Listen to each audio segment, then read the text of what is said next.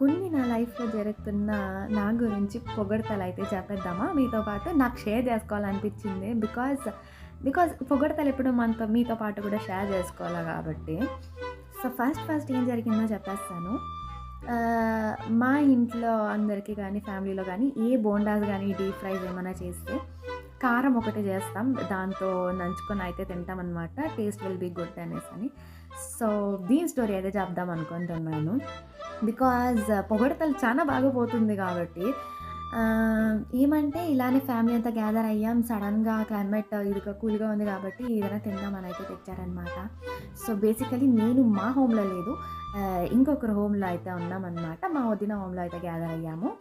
So, అక్కడ ఏమంటే gather అయ్యాం కాబట్టి అంతా ఉన్నాము. సో, నేను అక్కడ ఉన్నాను కాబట్టి నన్ను కారం ప్రిపేర్ అయితే చేసుకురమ్మని అయితే చెప్పారు. సో, నేను వెళ్ళాను. బేసికల్లీగా అక్కడ నేను ఒక్కదాన్నే లేదు. నాతో పాటు ఒక ముగ్గురు ఉన్నారనమాట. లేడీస్ ఉన్నాం. సో, అక్కడ నా హ్యాండే ఉంటే కూడా దాన్ని పొగడొచ్చనమాట. సో, నేను మాత్రమే లేదు. సో, ఇక్కడ అర్థం చేసుకోవాలి ఏమంటే సో, నేను గెంటె తీసుకున్నాను. సో, ఇంకొకరు వండుకొని ఆయిల్ ఇంతే సాల్లే ఎందుకంత ఎవరు తినరులే అనేసి అన్నారు. సో, ఆయిల్ వాళ్ళు ఎంత చెప్పారో నేను అంత పోసాను. అండ్ దానికి తగినంత కారం నువ్వు వెయ్యి అన్నారు.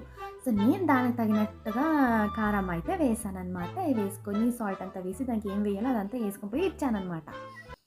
ఇస్తే అక్కడ నాకు పొగడ్త ఏమొచ్చిందంటే, ఎంత బాగా కలిపావు! ఎంత కలిపావంటే నీకు సరిపోయేంత చిన్ని చెయ్యి తగినంత కలిపావు అని అయితే చెప్పారు. మేమక్కడ 3 మెంబర్స్ ఉన్నట్టు తెలీదు.